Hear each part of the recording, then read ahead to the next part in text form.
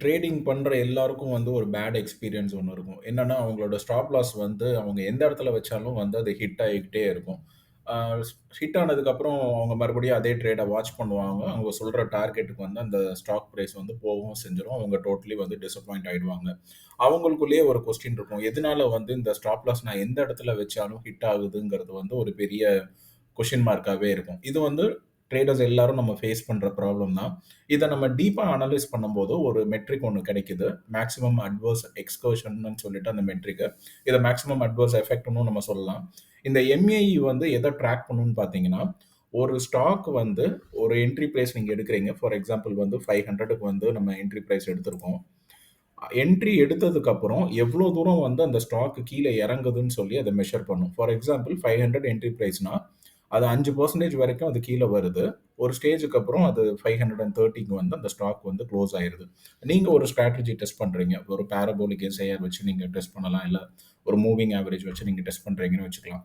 For any particular strategy நீங்க test பண்ணும்போது, அந்த பர்ட்டிகுலர் ஸ்ட்ராட்டஜியோட மேக்ஸிமம் அட்வர்ஸ் எஃபெக்ட் எவ்வளோ இருக்குன்னு பார்க்கணும். சே ஃபார் எக்ஸாம்பிள் 5%ன்னு சொல்லிட்டு உங்களோட எம்ஏஇல காட்டுச்சுன்னு சொன்னா, உங்களோட ஸ்டாப் லாஸ் நீங்க எங்க வைக்கணும்னா, 5%க்கும் கீழ தான் நீங்க வைக்கணும். 6%, 7%க்கு தான் வைக்கணும். ஏன்னா, at any point of time அந்த ஸ்டாக் வந்து 5% கீழ இறங்குறதுக்கு உண்டான பாசிபிலிட்டி வந்து இருக்குங்கிறது அந்த எம்ஏஇ வந்து உங்களுக்கு சொல்லிடும். ஸோ நீங்க ஃபிக்ஸ்டு ஸ்டாப் லாஸ்லாம் நெறைய பேர் வைப்பாங்க. 1%, 3%, 3% வந்து ரொம்ப ஃபேமஸான எக்ஸிட் ஸ்டாப் லாஸோட பெர்சன்டேஜ்.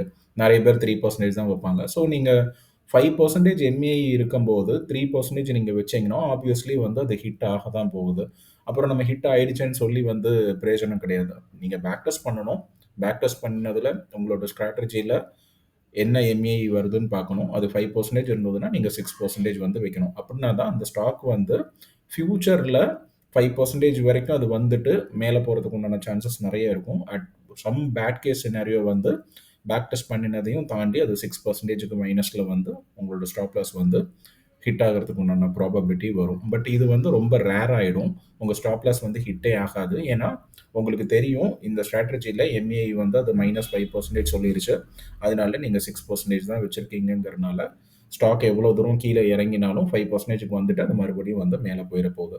இந்த 5%, 6%லாம் வைக்கும்போதும் உங்களோட லாஸ் வந்து நெறைய ஆயிடும். ஸோ உங்களோட பொசிஷன் சைசிங்ல வந்து நீங்க பெட்டரான ரிஸ்க் வந்து மேனேஜ் பண்ற மாரி இருக்கும். ஒரே ஸ்டாக்ல வந்து எல்லா பணத்தையும் போட்டுட்டா 6% வந்து உங்களால வைக்க முடியாது. இப்ப நான் வந்து என்னோட ஸ்கோர் பேஸ்டு ட்ரேடிங் சிஸ்டம்ல வந்து நான் ஸ்டாப் லாஸே வைக்கல. ஏன்னா என்னோட எம்ஏஇ எனக்கு ஒரு சம் பாயிண்ட் ஆஃப் டைம் ஒரு சில ஸ்டாக்ஸ்க்குலாம் வந்து அது 8% காட்டுச்சு.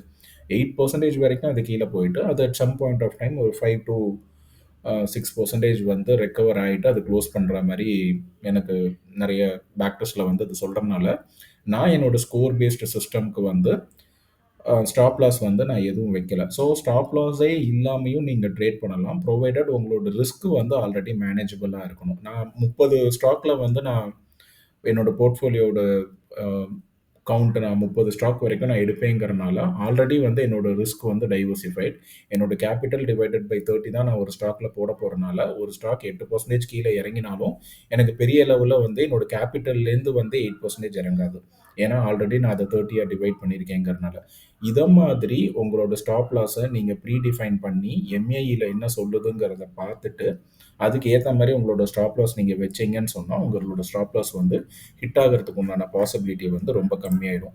அதே மாதிரி நீங்க ஒரு ஷார்ட் பொசிஷன் எடுக்கிறீங்கன்னு சொன்னாலும், அதனுடைய எம்ஏஇ மெஷர் பண்ணி பாருங்க. உங்க என்ட்ரி பிரைஸ்லேருந்து அது 525 வரைக்கும் மேல போகுதுன்னு சொன்னா, 5% எம்ஏஇ வந்து வந்துரும். ஸோ நீங்க வந்து 6% வந்து ஸ்டாப் லாஸ் வைக்கணும். அதனால 6% வரைக்கும் ஹிட் ஆகாம, அது மறுபடியும் கீழ வரதுக்கு உண்டான சான்சஸ் வந்து இருக்கு.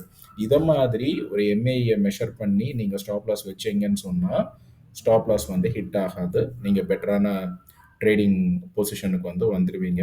இந்த வீடியோல உங்களுக்கு ஏதாவது டவுட்ஸ் இருந்ததுன்னு சொன்னா, நீங்க கமெண்ட் செக்ஷன்ல மென்ஷன் பண்ணுங்க. நான் அட்ரஸ் பண்றேன். Thank you.